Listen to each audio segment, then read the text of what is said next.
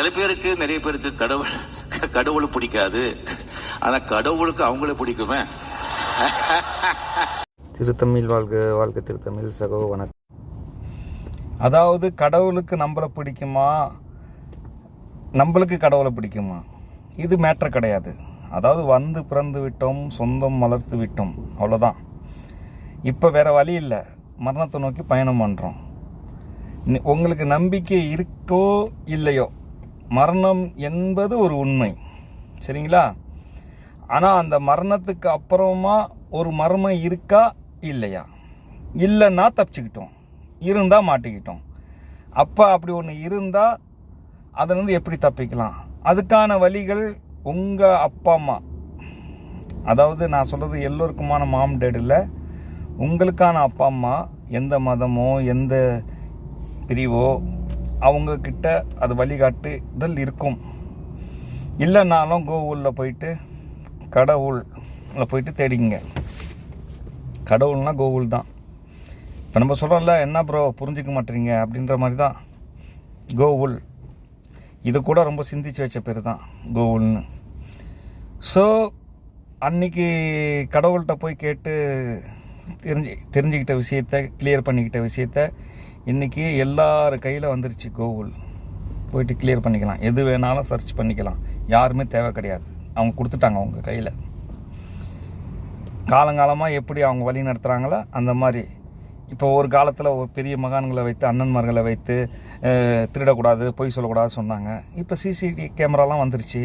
இப்போ முடிஞ்ச வரைக்கும் ஒருத்தவங்க ஏதாவது ஒன்று தப்பு பண்ணால் பார்ப்பான், சுற்றிடும் ஏதாவது சிசிடிவி கேமரா இருக்கான்னு, அந்த மாதிரி.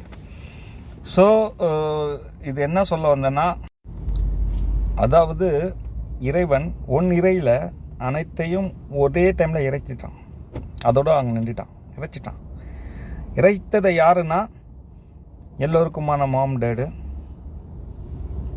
சரிங்களா? அவங்கள இப்போ அவங்களுக்குள்ள தான் அது ஆண் பெண்ணாக பிரிக்கும் போது மாம் டேடு. அதுக்கு முன்னாடி 2 அறிவு. ஒரு இறைவனுக்குள் உருவான ஒரு அறிவு, அதாவது இறைவன் படைக்கலை, அவனுக்குள்ளே உருவான ஒரு அறிவு. அதை இது பண்ணுறதுக்கு அவன் படைத்த ஒரு அறிவு. அது 2 அறிவு, 2 ஒளி, கருப்பு வெள்ளை, சரிங்களா? அது கலந்து இறைத்து விட்டான். அது இப்போ பிரியும் போது ஆண் பெண்ணாக பிரிக்கிறது. இது 2 கலரும் ஒன்று கண்ட்ரோல் பண்ணுது. எப்படின்னா, ஒரு ஒளி 2 ஒளி இருக்குது. இப்போ நீங்கள் பிரபஞ்சத்தில் பார்க்கலாம், ஒரு ஒளி வெள்ளை, ஒரு ஒளி கருப்பு. ஆனால் அது டார்க் மேட்டர்னு சயின்ஸ் சொல்லுவாங்க. ஏன்னா அது என்னன்னு கண்டுபிடிக்கலாங்க. அதை 2மே ஒளின்னு சொல்கிறேன். ஒரு ஒளி இப்படி விரியக்கூடியது, இன்னொரு ஒளி அமுக்கக்கூடியது. நீங்கள் பார்த்தீங்கன்னா இருள் அந்த ஒளியை அமுக்கும், இந்த ஒளி விரியும். இதெல்லாம் சயின்ஸு சம்மந்தப்பட்ட விஷயம் தான் நான் பேசிக்கிட்டு இருக்கேன். ஏன்னா இது எல்லாமே உண்மையான சயின்ஸு, உண்மையான ஆன்மீகத்தை தான் அடங்கியிருக்குது. இந்த உண்மையான ஆன்மீகம் சயின்ஸ் வளர கொண்டு போகிறாங்கன்னா, எல்லோருக்கும் மாம் டேடி எதுக்கு கொண்டு போகிறாங்கன்னா, இதெல்லாம் ப்ரூவ் பண்ணுறதுக்கு தான். ஆனால் அது எப்படி ப்ரூவ் பண்ணால், இயற்கையில் ப்ரூவ் பண்ணுவாங்க. அப்போ இயற்கைக்கு தலைவர் யாருன்னா மாம் டேடு.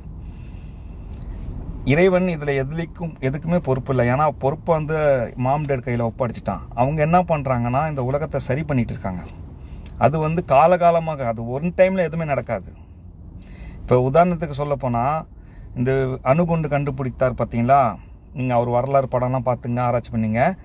அவர் கண்டுபிடிச்சதை அவராக கண்டுபிடிக்கல, அவர் ஏதோ ஒன்று சக்தி வழி நடத்திச்சு. அதனால தான் இப்படி ஒரு அழிவை கண்டுபிடிக்கிறதுக்கு ஒரு ஏதாவது நம்மளை ஒரு சக்தியாக வழி நடத்துது. அது என்ன அப்படின்னு பார்க்கும்போது அதுக்கான ஆதாரம் அவருக்கு பகவத்கீதையில் தான் கிடச்சிச்சு. அதெல்லாம் நீங்கள் பார்த்துங்க. ஆனால் அந்த அறிவை கொடுத்தது மாம் டேடி ஏன் கொடுத்தாங்க? அதுக்கு பின்னாடி என்ன நடந்துச்சு? அந்த அழிவுக்கு பிறகு தான் உலகம் இது வார் பண்ணக்கூடாது, அதுக்கு முன்னாடி எல்லாம் உலகத்தை பிடிக்கிறதுக்கு தான் மனசை நிம்மதி இல்லாமல் வாழ்ந்தான். அந்த அழிவுக்கு பின்னாடி தான் உலகம் ஒரு கரெக்டான இடத்துக்கு வந்துச்சு. நீங்கள் வேணால் வரலாறு ஆராய்ச்சி பண்ணீங்க. இன்றைக்கி யுஎன்லாம் இருக்கிறது அதுக்கப்புறம் வந்த ஒரு ஒற்றுமை தான். அதெல்லாம் நீங்கள் பார்த்துங்க, அவங்களுக்கு தெரியும். ஆனால் அவங்களுக்கு தெரிஞ்சதுக்கு அப்புறமா இப்போ என்கிட்ட சொல்கிறாங்கன்னா, இதை நீங்கள் தான் புரிஞ்சுக்கணும். ஏன்னா இதுக்கப்புறம் அவங்களுக்கு நம்ம தேவையில்லை, நம்ம தப்பிக்கணும். புரியுதுங்களா? ஏன்னா அவங்க ஃபில்டர் பண்ணிகிட்டு இருப்பாங்க. அவங்களுக்கு என்ன பிரச்சனை?